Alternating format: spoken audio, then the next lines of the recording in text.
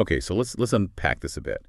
When you hear North Korea, um, a lot of us probably get this, very specific picture, right? Right. Parades, the leaders. Exactly. Stern faces, huge military parades, this feeling of like total isolation. It's always the Hermit Kingdom in the headlines, kind of presented as this big mystery. But what's actually going on, beyond those maybe dramatic top lips? Today we're going to do a real deep dive into the DPRK, the Democratic People's Republic of Korea, trying to get under the surface, understand those complexities. So our mission here basically is to take what we've learned from, well, really detailed Wikipedia entries, our main source, and pull out the key insights, maybe some surprising facts to give you, our listener, a much more well-rounded view of this place we rarely get to see. Mm. It's not just about the what, is it? It's about digging into the why, connecting those dots, history, politics, daily life, going beyond that snapshot. Yeah, and what's really striking, I think, is how that official story, the narrative they present, it clashes so much with the realities on the ground Hmm. and the way history actually unfolded. We'll definitely try to explore those layers today, peel back some of that rhetoric. Absolutely. And maybe the best place to start is the name itself, Democratic People's Republic of Korea. I mean, it sounds, well, democratic, free, Right, popular government. right. But the sources we're looking at describe it as a unitary, one-party socialist republic under a totalitarian, hereditary dictatorship. That's quite a contrast, isn't it? It's a huge paradox Hmm. right from the start. And it really makes you ask, how can a country call itself democratic but have this kind of absolute passed-down leadership? Yeah. It points to a really unique ideology they've built. Mm-hmm. And it all revolves around the Kim family. The Kims. Exactly. The whole system rests on what they term the Mount Pak-tu bloodline. Mm-hmm. That's the bedrock of their legitimacy. It traces from Kim Il-sung, the founder, The first leader, yeah. to his son, Kim Jong-il, and now to the grandson, Kim Jong-un. So it's literally hereditary. Oh, absolutely. And it's not just about who's next in line. It's bolstered by this massive cult of personality. They're presented as almost godlike figures. Wow. And it's more than just the family, right? There's this whole official ideology underpinning it. Not quite the Marxism-Leninism you might think of when you hear Socialist Republic. No, it's evolved beyond that. They call it Kim Il-sungism, Kim Jong-ilism. Kechi. Ha! Well, it basically combines the leadership cult with two core concepts, Juche and Sungun. Okay, Juche and Sungyeon. Let's break those down. They sound pretty central. They absolutely are. Think of Kim Il-sungism, Kim Jong-ilism as the state's operating system, really. It replaced traditional communism. Juche basically means self-reliance. Self-reliance. Yeah, in everything. Economic self-sufficiency, military independence, having their own foreign policy, standing on their own 2 feet, essentially. Got it. And Sungyeon. Songun is the military-first policy. The military comes first in, well, pretty much everything. State affairs, resource So allocation. the army gets priority. Big time. These two ideas, Juche and Songun, they're the pillars. The official line is they provide all the answers for, national liberation and building their society. It's interesting you say it replaced communism because didn't they drop references to communism from the Constitution for a while? They did, yeah, back in 1992. Although, funnily enough, the ruling Workers' Party apparently reaffirmed its commitment to communist ideals more recently, in 2021. So it's complicated. A shifting picture. Definitely. It's a system that's both deeply entrenched and still evolving in some ways, but it dictates everything. Okay, so to really get why North Korea is the way it is today, we probably need to look back a bit at the history. Absolutely. Context is crucial here. The Korean Peninsula itself have this incredibly long history, right? Mhm. We're talking ancient kingdoms. Gojoseon way back, supposedly 2333 BC. Mythological founding, yeah. Then the three kingdoms, Goguryeo, Baekje, Silla, and later unified dynasties like Goryeo, Joseon. This deep shared history, I imagine the current government uses that quite a bit. Oh, definitely. It helps build that sense of unique Korean identity, which is important for their narrative. But then things change drastically. Like the Japanese occupation. Exactly. 1910 to 1945, a really brutal time. Forced assimilation, suppressing Korean language, culture. Terrible. But, and this is important for later, Japan also invested heavily in industry, particularly in the northern part of Korea. Ah, okay. So that laid some groundwork, maybe unintentionally. Precisely, for what would become North Korea's industrial base. And then World War II ends, Japan is defeated, and that's when the split happens. That's the pivotal moment, the division. And it wasn't just drawing a line on a map, was it? He sent the two Koreas down completely different paths. Utterly different paths. The Soviets occupied the north, the U.S. the south.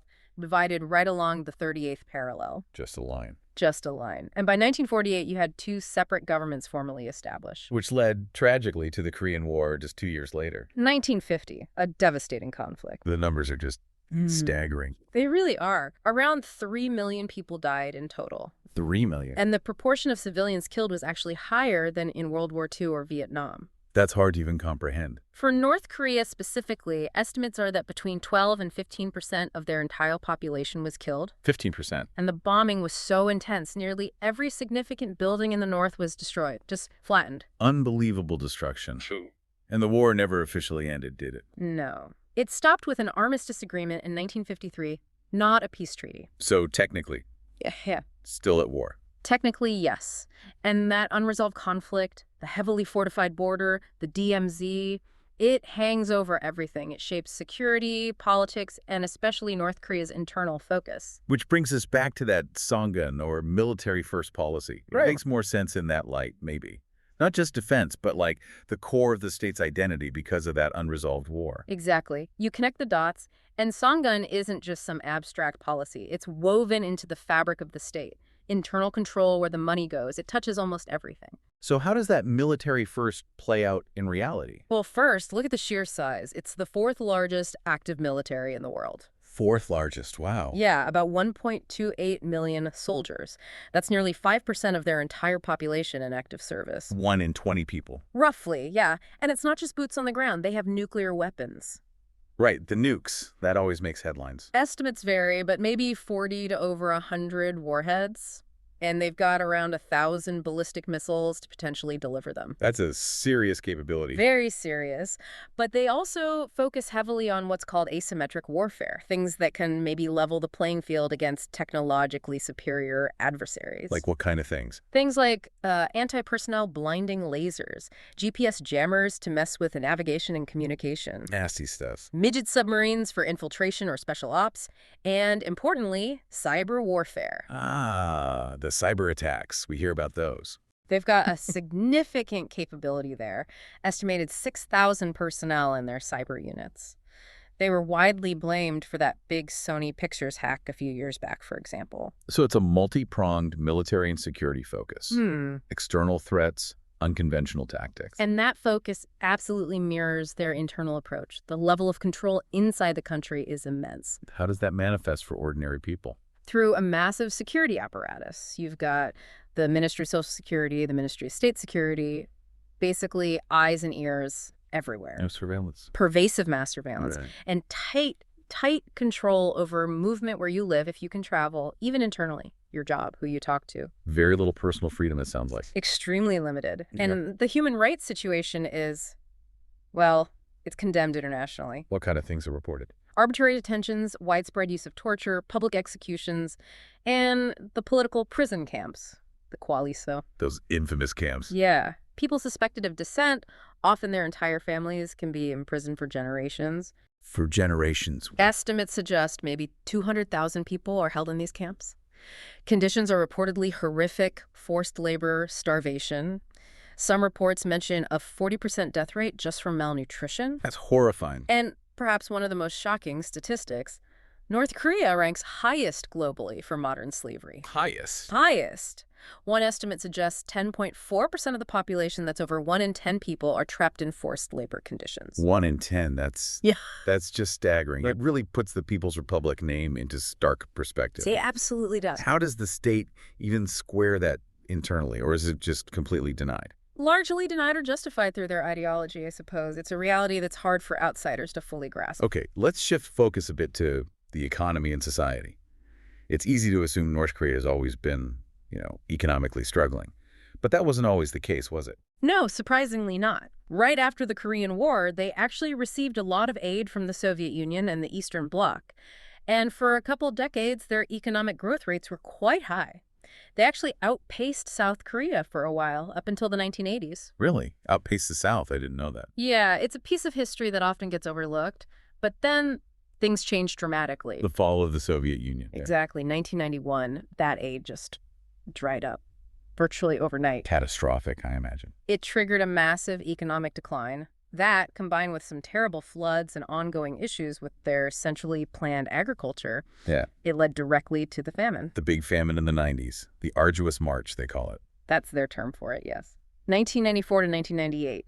The death toll estimates vary, but somewhere between, say, 240,000 and maybe 420,000 people starved to death. Just awful numbers. So what does the economy look like now? Still very state-controlled. Predominantly, yes. It's still officially a nationalized command economy. The state is supposed to provide things like subsidized housing, free healthcare, free education. And they famously got rid of taxes, right? Yeah, abolished income tax back in 1974, a propaganda point they still use. So for the average person, how does daily life actually function within that system, especially after the shock of the famine?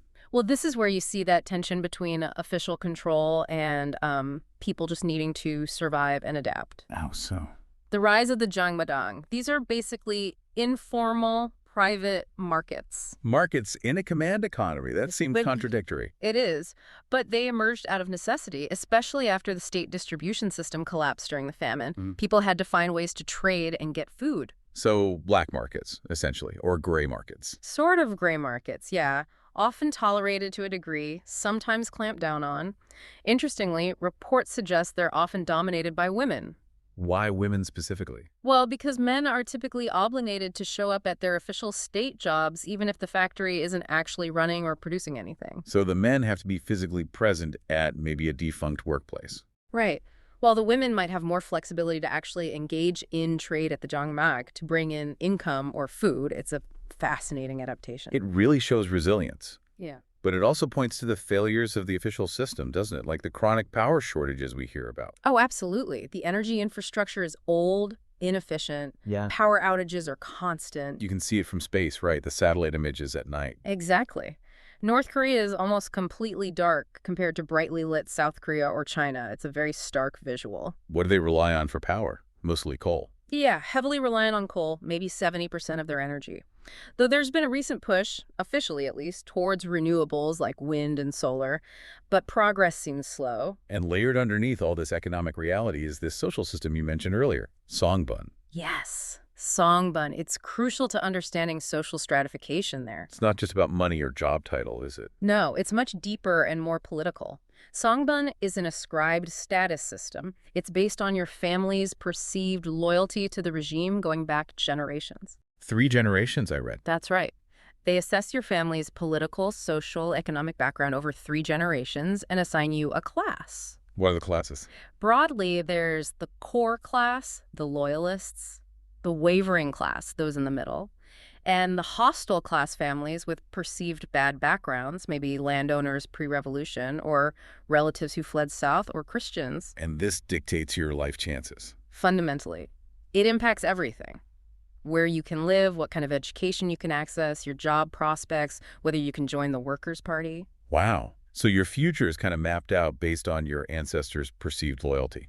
To a large extent, yes. Even if the government claims it's less rigid now, refugees consistently report that Songbun still heavily influences daily life and opportunities. What about things like healthcare and education? You mentioned they're supposedly free. They are. Education is compulsory for 11 years, and literacy rates are reportedly near 100%. Healthcare before the famine was actually quite extensive on paper, lots of doctors, hospitals per capita. But in reality now. The reality now is severe shortages of medicine, equipment, basic supplies. High doctor-patient ratio doesn't mean much if they don't have the tools. And both education and healthcare are heavily infused with ideology, constantly reinforcing loyalty to the Kims and the state. Okay, let's move on to culture and how North Korea interacts with the outside world. Korea, North and South, has such a distinct ancient culture. How is that expressed in the DPRK? Well, despite all the historical turmoil and influences, there's definitely a strong sense of unique Korean identity. The state actually makes a point of protecting certain historical sites and artifacts. They have national treasures, UNESCO World Heritage Sites. But contemporary culture, arts, Yeah. that must be heavily state-influenced. Oh, completely. It's almost entirely state-controlled and follows the principles of socialist realism. Socialist realism, so art serving the state's goals. Exactly. Promoting ideology, glorifying the leaders, celebrating workers and soldiers. Think of the Mansudae Art Studio in Pyongyang. I've heard of that. It's massive, right? Huge. Considered the largest art factory in the world. They produce all the giant statues and murals you see in North Korea, but they also, interestingly, have an international business building monuments for other countries. Really? Like where? Like the huge African Renaissance monument in Senegal that was built by Mensude. Wow. Okay. What about other arts like literature or music? Same principle, really. Yeah. It's often described as agitprop, agitation, and propaganda.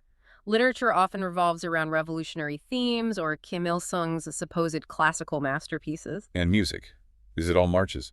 There's definitely a lot of revolutionary and patriotic music, but they've also had these state-sponsored bands that became quite popular internally, like the Poshanbo Electronic Ensemble or, more recently, the Marambang Band. Still very much focused on state themes, though. It sounds like incredibly tight control over all forms of expression. And media, too, presumably. Extremely tight. The government controls all official media, the KCNA news agency, the Rodong Sinmun newspaper. Censorship is absolute. What about the internet? Most citizens don't have access to the global internet. They have a national walled-off intranet called Kwangyong. It's all state-approved content. So almost completely cut off from outside information. Officially, yes. But this is where it gets interesting again. Despite the intense control, outside information does seep in. How? Smuggled media, USB drives or DVDs with South Korean dramas, K-pop music videos, Hollywood movies. Like Titanic, I heard it was popular. Yeah, things like that reportedly circulate quite widely, especially near the border with China. It's a constant battle for the authorities to control that flow. So even in this incredibly closed society, there's a hunger for outside culture. Yeah. It raises that question, doesn't it? How do you maintain such isolation when information finds ways to get in? It's a fundamental challenge for them, showing that even extreme isolation is porous. And of course, we should also remember that foreign media sometimes circulates its own disinformation about North Korea, too. It's a complex information environment. Okay, let's turn to their external relations. That phrase, hermit kingdom, comes up again. Where did that originally come from? It actually dates back to the late Joseon dynasty, before the division, referring to Korea's policy of isolationism then. But it's certainly been applied heavily to North Korea since the division. And does it fit? How isolated are they, really? Historically, very. Initially, their main ties were with other communist states, China and the Soviet Union primarily. They're in the UN, though, right? Yes, both North and South Korea joined the UN in 1991. And technically, North Korea has diplomatic relations with over 160 countries. That sounds like a lot. It does, but in practice, many countries handle their relations from embassies in Beijing or Seoul because operating an embassy in Pyongyang is so difficult and restrictive. Their closest, most vital relationship by far remains with China. China is the lifeline. Absolutely. Economically, diplomatically, and relations with Russia have also become much closer again recently. How so? Especially since the war in Ukraine. North Korea has been very vocal in its support for Russia, reportedly supplying them with munitions. There were even reports in 2024 about North Korean troops potentially being deployed to help Russia. Wow, that's a significant development. It shows a deepening alignment there. And then there's the most critical relationship of all, South Korea. It's been such a roller coaster, hasn't it? Absolutely. Decades of tension punctuated by brief thaws and attempts at dialogue. Like the Sunshine Policy years. Exactly.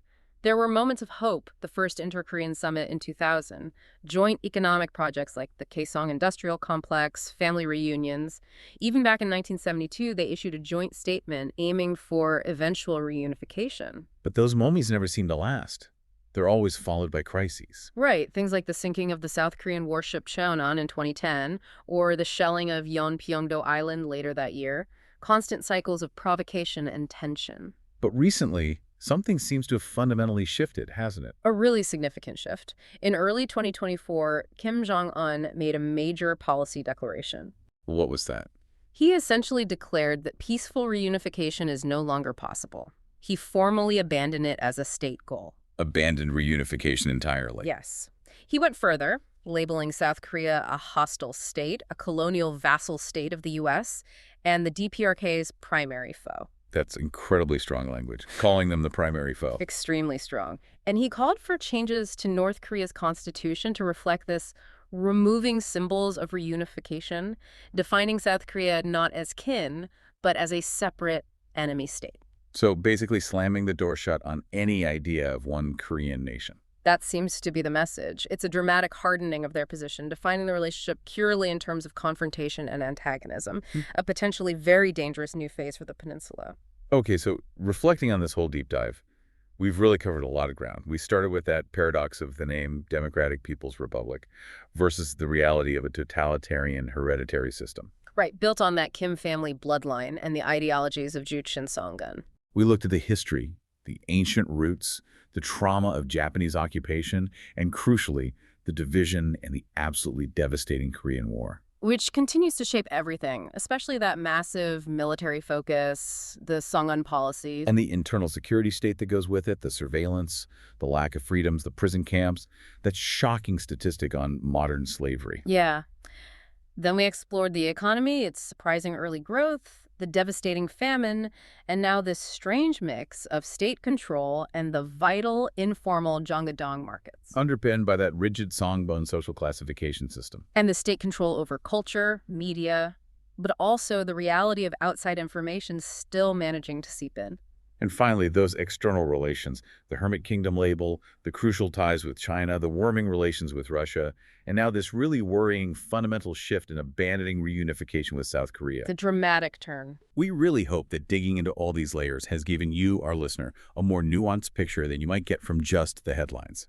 It's about seeing the interplay of ideology, history, immense state control, and also human adaptation and resilience within this very unique nation, understanding the why behind the what's. So thinking about all that, North Korea's long history, its deeply rooted ideology, the weight of the unresolved war, and now this explicit rejection of reunification, it leaves us with a heavy question, doesn't it? What does this all mean for the future, for stability on the Korean peninsula? And maybe most importantly, for the millions of people living under these incredibly unique and, well, strict conditions, what does the future hold for them?